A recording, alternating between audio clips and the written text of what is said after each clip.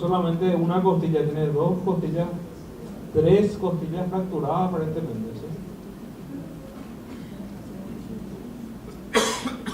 Esa es la placa. Si uno mira en la guardia de urgencia, acuérdense, no tenemos toda esta tranquilidad de reposo que tenemos ahora, ¿verdad? Por gastroclisis. En la urgencia, el ruido, las placas malas, el paciente que está con dolor, o sea, no son cáscaras de banana que tenemos que tener todos los días y saber manejar. Esta placa de tórax probablemente pasaría solamente como esto, pero si se fijan en detalle aparece esta imagen, hay fracturas de varios arcos costales, ¿sí? Que van hacia lo que el doctor Olmedo nos había sugerido anteriormente. Da un poco uno más.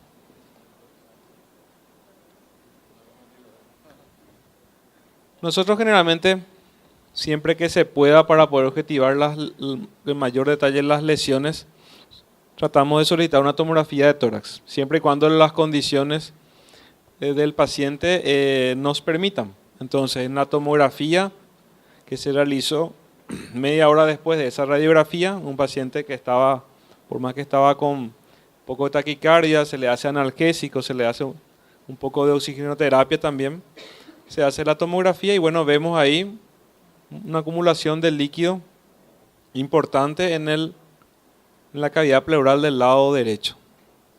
¿Qué hacemos ahí, Sandoval? Quédate con el micrófono por eso.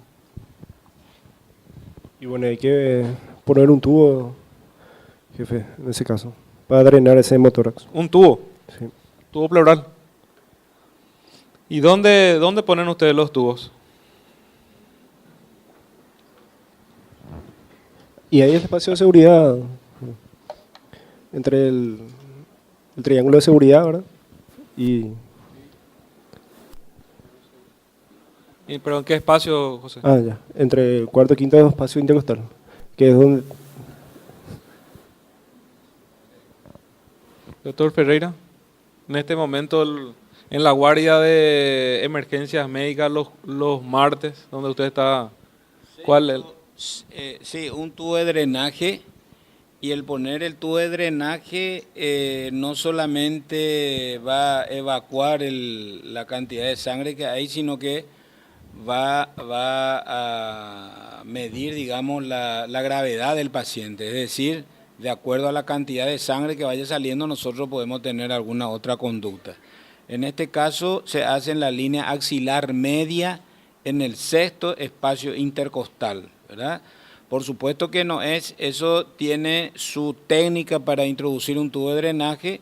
Por lo general está contraindicado hacer un tubo de drenaje con los mandriles que venían antes dentro del tubo, sino que se hace digitalmente, se hace la incisión con bisturí y después digitalmente se introduce el tubo de drenaje en el sexto espacio intercostal, no sin antes explorar la cavidad torácica para ver si no hay alguna lesión diafragmática, porque puede haber una lesión diafragmática y esa es otra conducta que después se puede tener.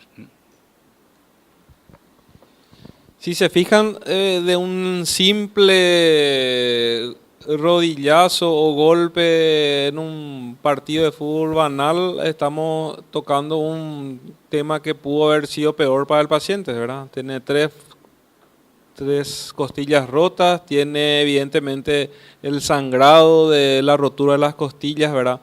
Hace que se forme esa colección en la cavidad pleural y no vemos que tenga un neumotórax. Las roturas de costillas generalmente hacen que se rompan hacia adentro, entonces al romperse perforan el pulmón también y a veces hay una concomitancia de aire y líquido en la cavidad pleural después de un accidente, ¿sí? Que es el famoso hemoneumotórax traumático. Doctor Chom, en el manejo inicial del trauma de tórax, existen entidades que tenemos que acordarnos siempre, que son las que rápidamente llevan al paciente al deceso. Como en cualquier traumatismo, lo que uno quiere lograr es hacer que el paciente no se muera con nosotros. En el tórax hay lesiones que tienen nombre y apellido. O sea, si uno sabe la lesión, sabe qué es y busca ese tipo de lesiones, porque son las lesiones que en definitiva le pueden llevar al óbito al paciente. Y en tórax, como digo, son 6 y tienen nombre y apellido. El primero, como dijo el doctor, es la obstrucción de vía aérea. La obstrucción de vía aérea es muy fácil, cualquiera lo puede detectar. Paciente que viene y no habla, o cuando habla tiene una disfonía, o probablemente tenga una obstrucción de vía aérea.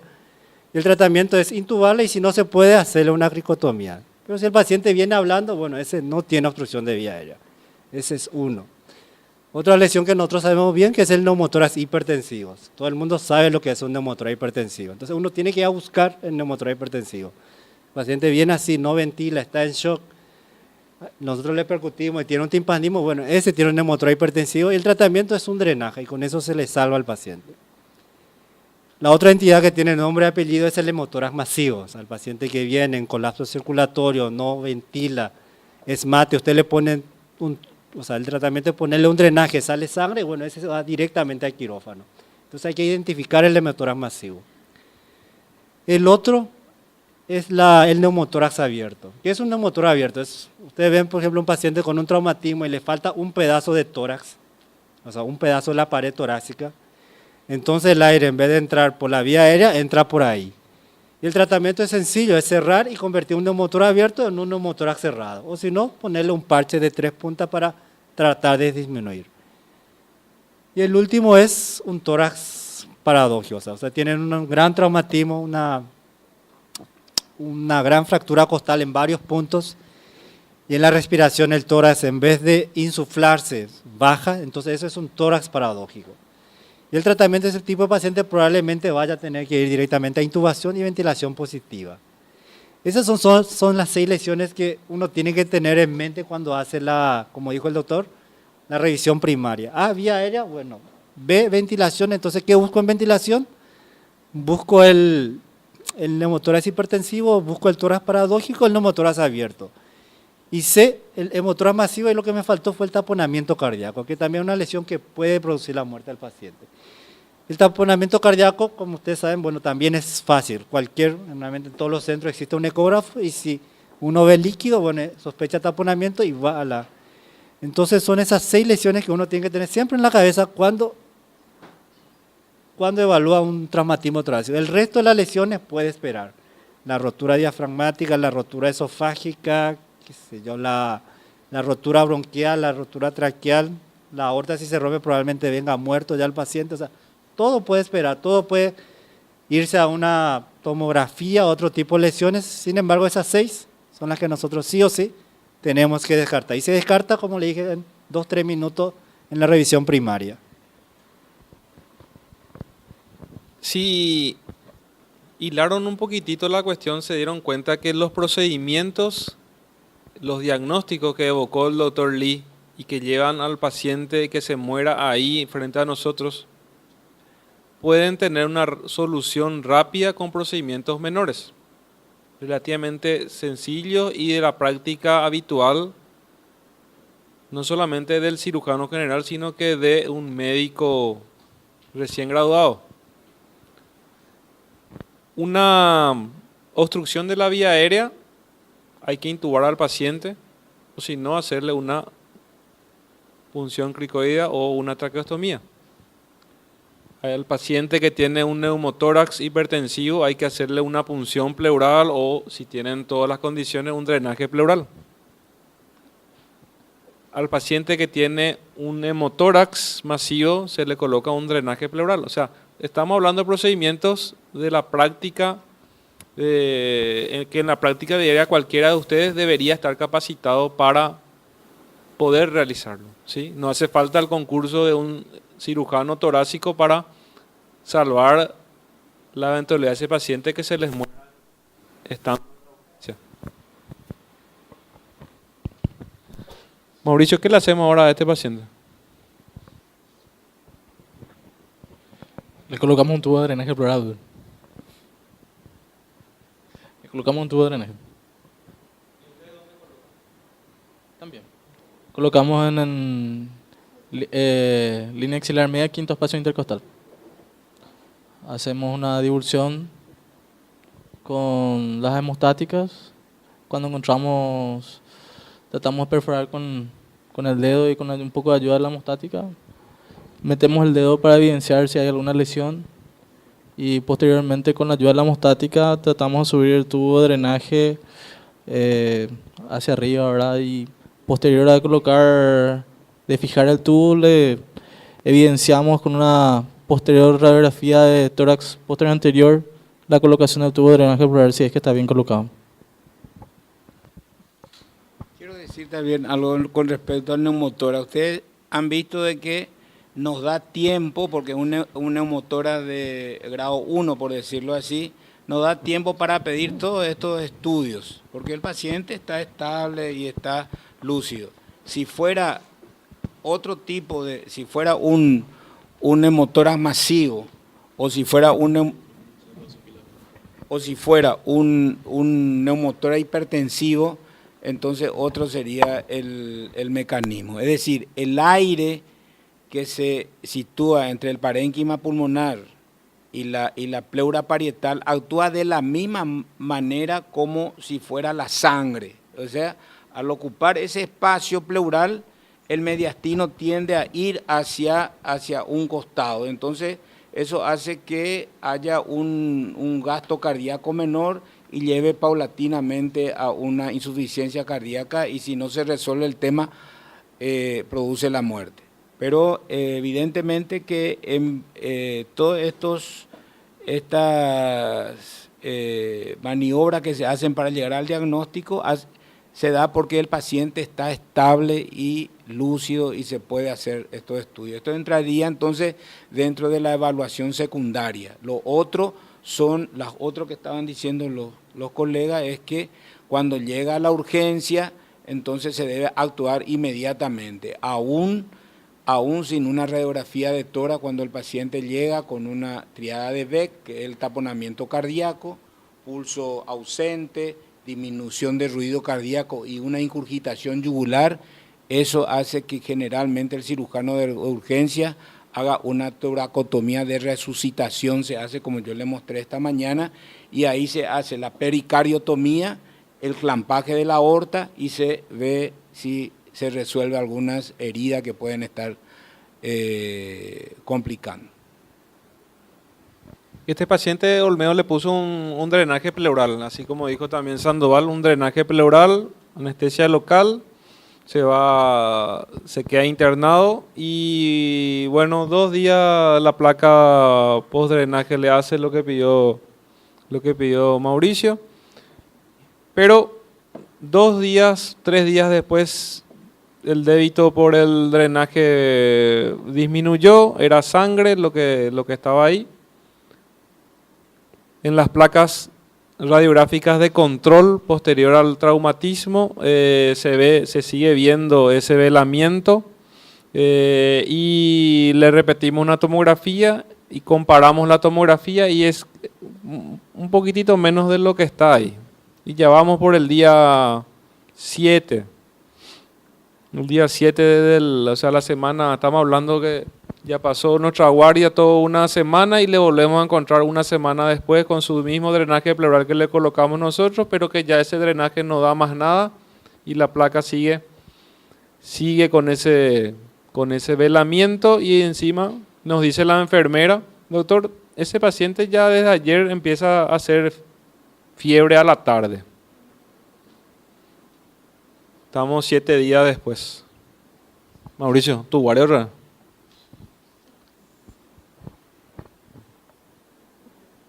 Gracias a la residencia, ahora puedo decir que ya tuve un caso medio similar. Y se trató de un paciente que se había hecho una vía venosa central y lastimosamente, como cualquier procedimiento invasivo, hizo un hemotórax. Y le colocamos un tubo de drenaje pleural y a pesar del tubo de drenaje pleural continuó exactamente la misma cantidad de líquido a través de una tomografía que le habíamos hecho posteriormente después de 6-7 días, y empezó también a hacer fiebre.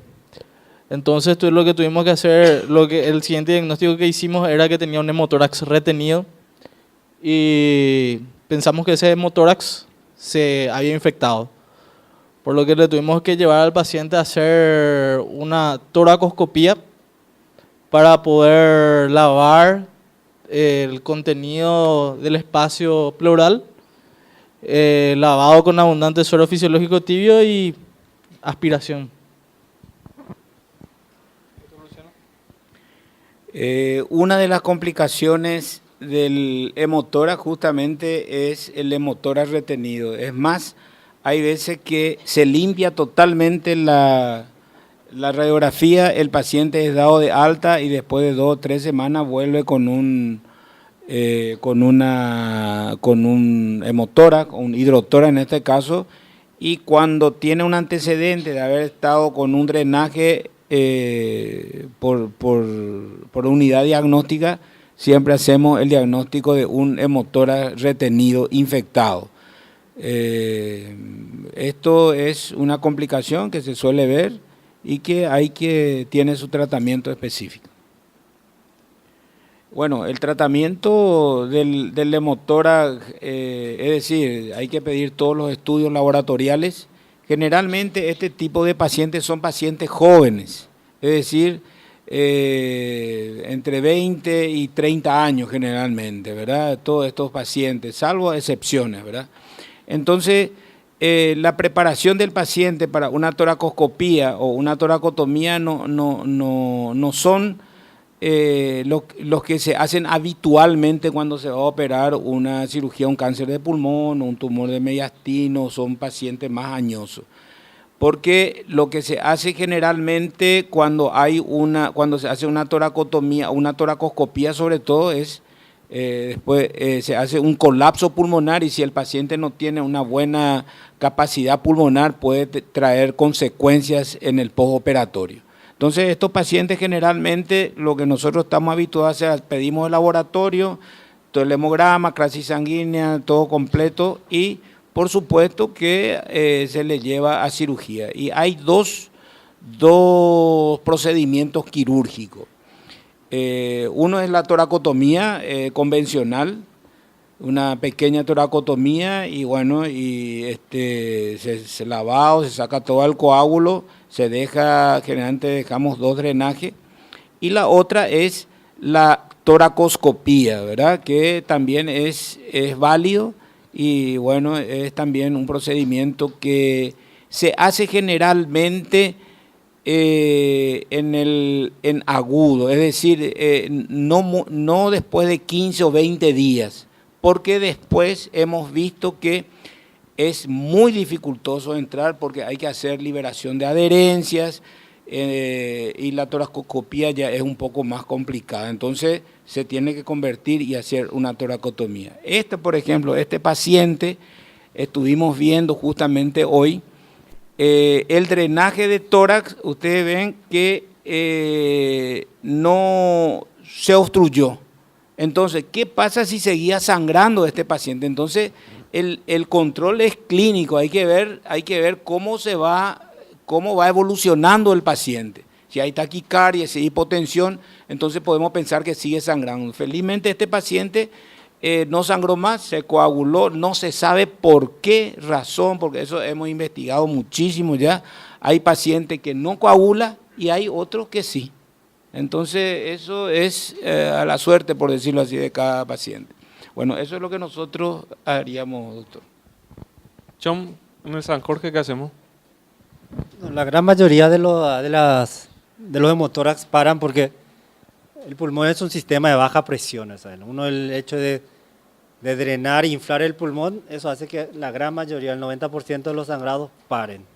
A no ser que sea una intercostal, algo así que tenga presión sistémica, pero en general, con el drenaje es suficiente. Generalmente acá hay 2 conductas. Una es la conducta de algunos que son más agresivos, que limpian, uno ve un hemotórax y ya, sea del tamaño que sea, entra y lava. Y la otra conducta, como lo que nosotros hacemos, generalmente ponemos el drenaje y si el drenaje no resuelve, entonces entramos y lavamos el hemotórax. Siempre preferimos hacer por vía toracoscópica porque bueno, son los casos ideales, pero si no se puede, tampoco tenemos problema en abrirle y limpiarle porque el objetivo de la cirugía es una sola, que es limpiar el derrame. Carlito, estamos en un paciente que tuvo un accidente, un traumatismo contuso, un rodillazo en el fútbol una semana atrás y tiene 3 costillas rotas al lado derecho, un derrame pleural que era un hemotórax, se colocó un tubo y 2 días después el tubo ya no da más nada y tiene una tomografía como esa y bueno, sospechamos un hemotórax retenido. ¿Qué haces vos acá en esta zona? Bueno,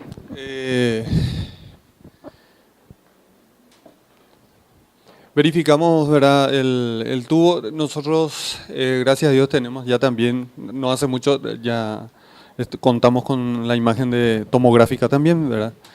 Y si el tubo ya no da más, o sea, ya no tiene débito, bueno, entonces es un hemotórax retenido, ¿verdad? Es el concepto, ¿verdad? Y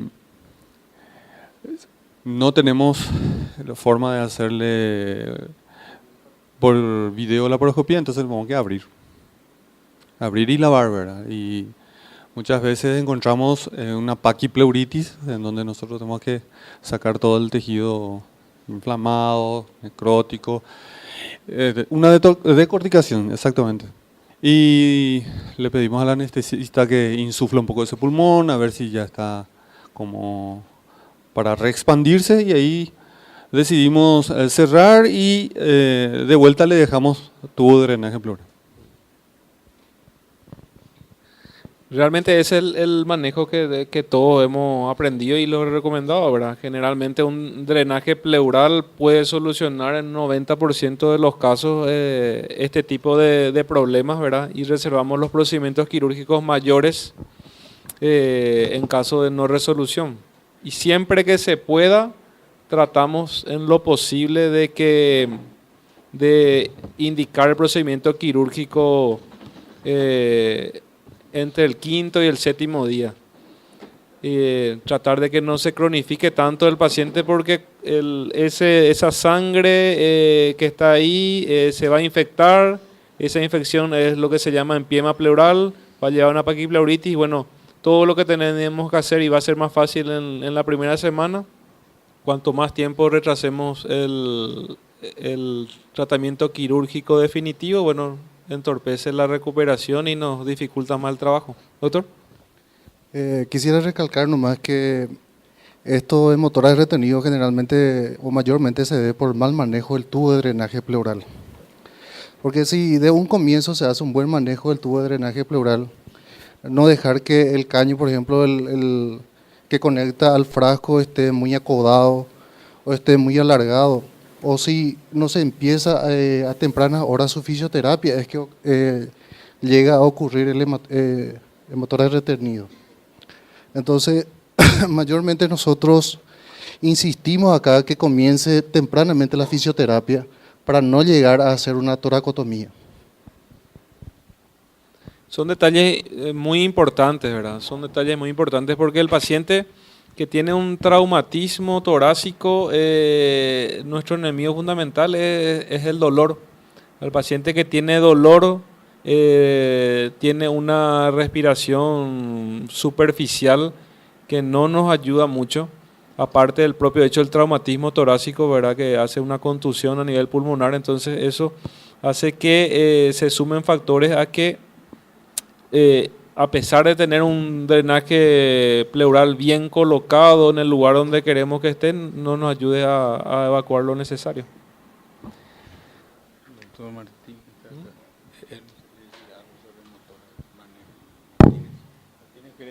¿quiere decir algo sobre hemotórax, manejo del hemotórax? Antes que nada, buenas tardes, yo soy el doctor Raúl Martínez, disculpen la llegada tardía. Yo soy cirujano vascular periférico. En cuanto a el hemotórax, en realidad, bueno, siempre es consecuencia de la rotura de un vaso sanguíneo, ¿verdad? Muchas veces ese vaso sanguíneo puede ser uno importante. Cualquier trauma vascular, en tórax por lo menos, acá el doctor puede corroborar eso, ¿verdad?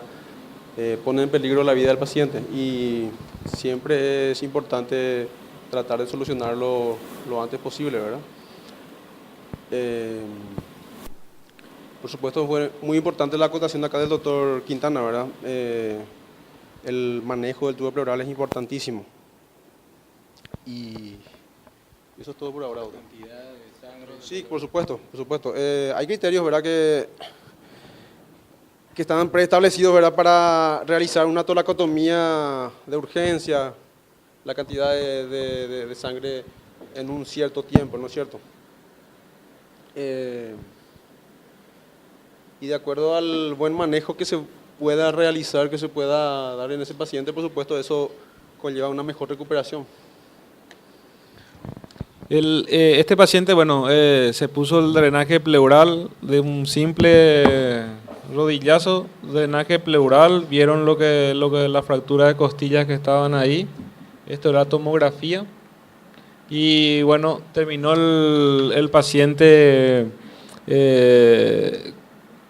con una toracoscopía para limpieza de la cavidad pleural en el día 5 postraumático porque no había una buena reexpansión pulmonar.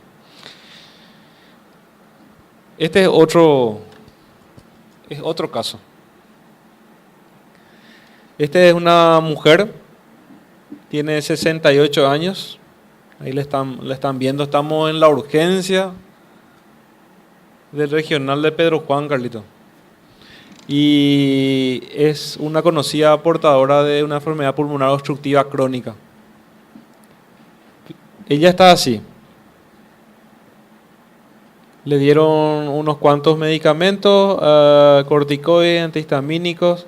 Se había caído, ella tiene una casa ahí cerca del Divisa y se cayó del primer piso, del lado izquierdo. Y le vemos y nos dicen, doctor, tiene enfisema subcutáneo. Y está así. Olmedo.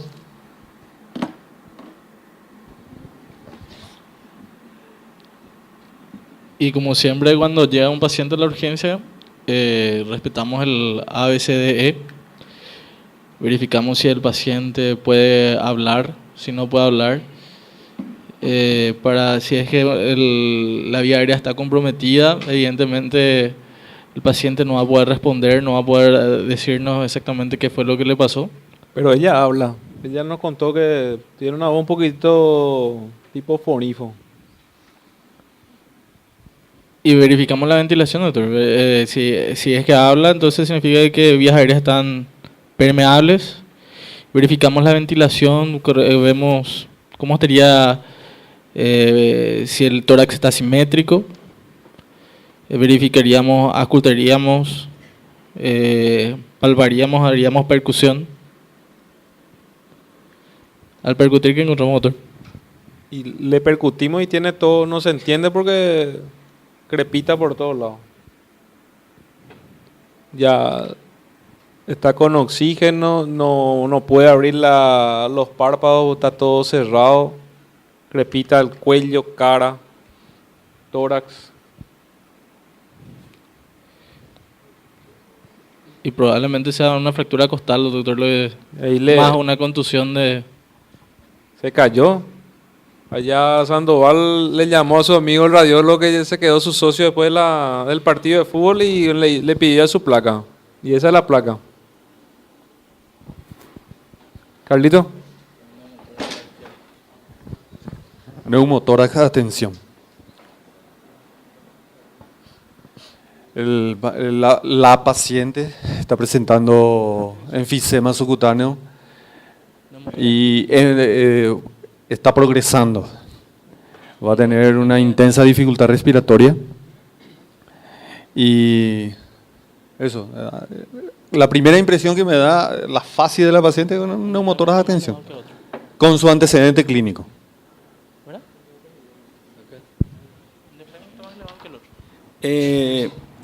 Un enfisema subcutáneo. Lo primero que hay que pensar es que hay un neumotórax. Siempre es secundario a la perforación de una víscera hueca. Puede ser pulmón, puede ser tráquea, puede ser esófago, es decir, de acuerdo al tipo de lesión que se pueda tener. En este caso, bueno, se le hizo una radiografía de tórax y vemos que tiene un neumotórax, pero no es un neumotórax, atención, porque ustedes ven que la tráquea está en el medio, el corazón está en su posición normal, entonces no hay una desviación hacia el lado derecho. Y no es una urgencia inmediata, pero sí es una urgencia por el estado patológico de la paciente, porque no es lo mismo una persona que tiene los pulmones normales que esta señora que tiene una enfermedad obstructiva crónica o puede ser una asmática. Entonces, este neumotórax que aparentemente es pequeño en estos pacientes son graves y se debe actuar inmediatamente. John. Como concepto nada más, el enfisema subcutáneo el enfisema subcutáneo, como su nombre le dice, está en la piel. Por más grande que sea, por más que vaya en aumento, realmente no produce en riesgo, la ventilación del paciente. Lo que sí produce es que el paciente ya no tiene confianza en su médico. Por ejemplo, uno le trata y tiene su enfisema y crece, entonces lo primero que hace el paciente es que cambia de médico porque dice que no le resuelve. Muchos hablan de un enfisema subcutáneo maligno que no sé quién habrá visto, generalmente se da cuando es tan grande el enfisema subcutáneo que ya produce colapso de las pequeñas venas y produce necrosis de piel. Enfisema mediastinal es lo mismo, a no ser que sea un neumopericardio que sí puede producir tamponamiento, pero es rarísimo.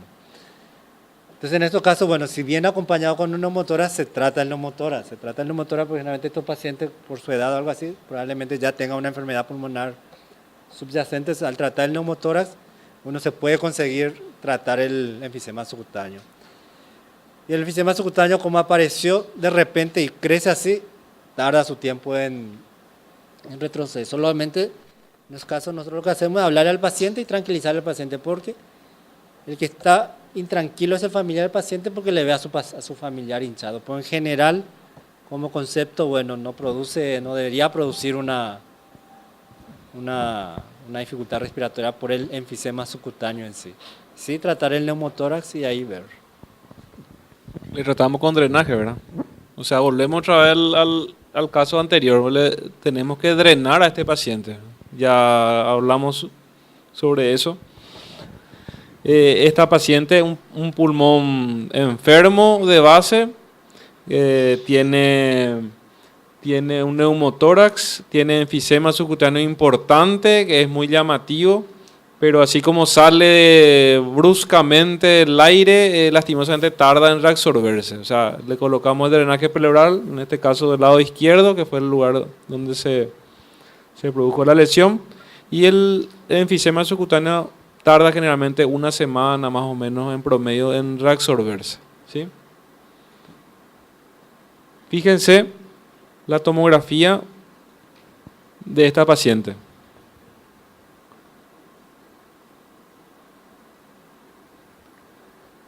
Hay enfisema subcutáneo, ¿sí? Enfisema subcutáneo en toda la parte torácica, y hay también lo que se llama enfisema mediastinal, ¿sí?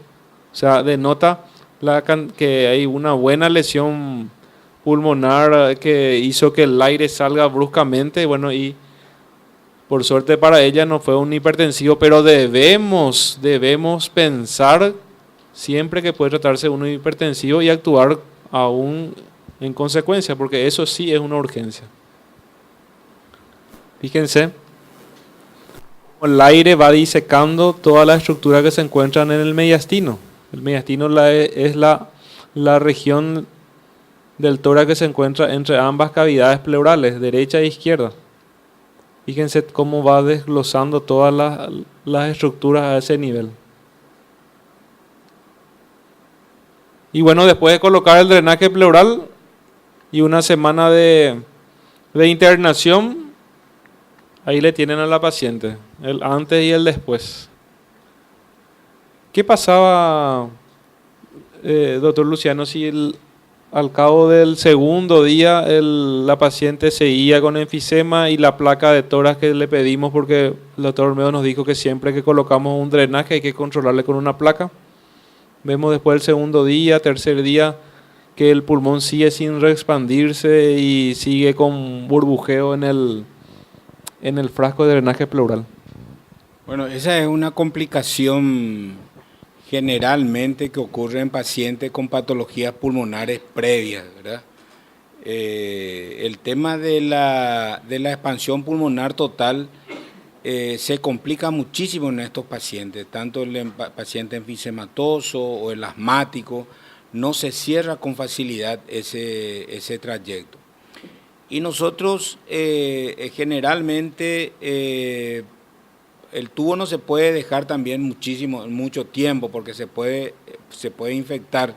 Entonces, creo yo de que un paciente que tiene 10 días de tubo de drenaje y no se resuelve el problema, tiene un neumotórax retenido, así como se habla también de hemotórax retenido, se debe indicar su cirugía. Y la cirugía significa la aerorrafia, se llama, se tiene que cerrar el orificio por donde está la fístula. Hay una fístula broncopleural crónica, se está cronificando y que se tiene que resolver inmediatamente.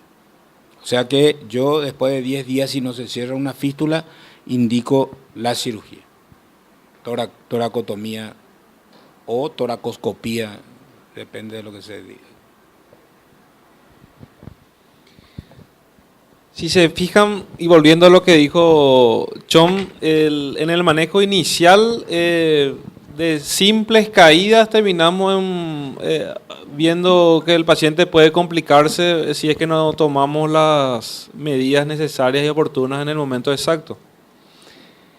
Como estamos en tiempo, me gustaría concluir recordando lo que dijo Chom, que en el traumatismo de tórax no hay que olvidarse de las 6 lesiones iniciales que uno puede diagnosticar.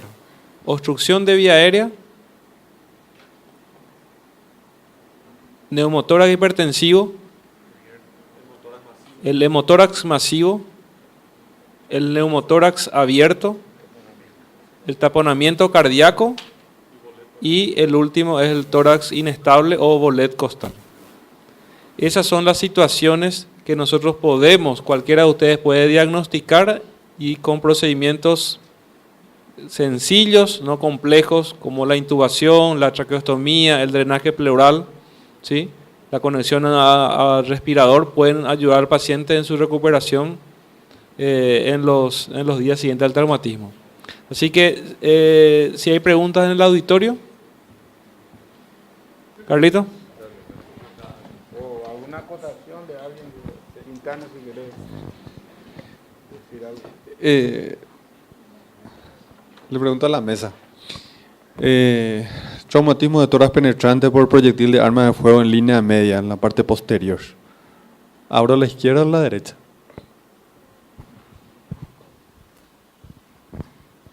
Bueno, el tema es que cuando hay un proyectil de arma de fuego tenemos que saber su orificio de entrada y la salida. ¿Cómo? Su dirección, que es fundamental en eso. Ahora, si entra en la línea media a nivel del esternón o de la columna vertebral posterior, dijiste, posterior. Bueno, entonces hay que evaluar cómo está el paciente, ¿verdad? Si el paciente está inestable, hipotensión, la toracotomía izquierda es de elección, no hay que ni dudar eso, anterolateral izquierdo, porque ahí entra el tema de la reanimación cardíaca y clampaje de la aorta, es decir, siempre que el paciente esté hipotenso o en extremi, que se dice anterolateral izquierda. Y si no vemos, si hay dudas, si ese paciente tiene y uno piensa que es del otro lado, se hace la esternotomía y contralateral la toracotomía, es decir, abrir ampliamente, porque hay situaciones en que no vemos en ese caso, pero siempre que que el paciente está inestable anterolateral izquierda. No sé si contesté a la pregunta. Una última pregunta de mi parte. Clampaje de ilio pulmonar. ¿Cuánto tiempo yo puedo clampar eso? El clampaje del ilio pulmonar, por supuesto, no puede estar 1 hora con eso, sino que eso es momentáneo hasta resolver el problema. 5 minutos ya es suficiente como para poder solucionar el tema pulmonar. Y si es el clampaje de la aorta generalmente más de 30 minutos no solemos hacer porque puede haber lesiones. Acá nuestro cirujano vascular nos va a decir con mayor precisión. Así mismo, doctor. Quería nada más hablar del caso de la señora, ¿verdad? Que si fuese una motora, al principio pensé que era un motor hipertensivo por la imagen, ¿verdad? Pero si fuese un hipertensivo, el paciente habría que drenar eso de forma inmediata, ¿verdad? Porque la paciente iba a tener una dificultad respiratoria importante, va a estar cianótica. Cuando leí decía que podía hablar, bueno, ahí sí se puede estudiar. Lo que dijo el doctor también quería acotar la lesión por arma de fuego en tórax, ¿verdad? En caso de que sea external, en área central, ¿verdad? Como dice el jefe, si el paciente está inestable, quirófano directamente, toracotomía anterolateral izquierda, tener la posibilidad de clampar aorta, ¿verdad? Y después, si es que no encontrás la lesión ahí, hacia la derecha, ¿verdad? Y bueno, y espectacular la charla.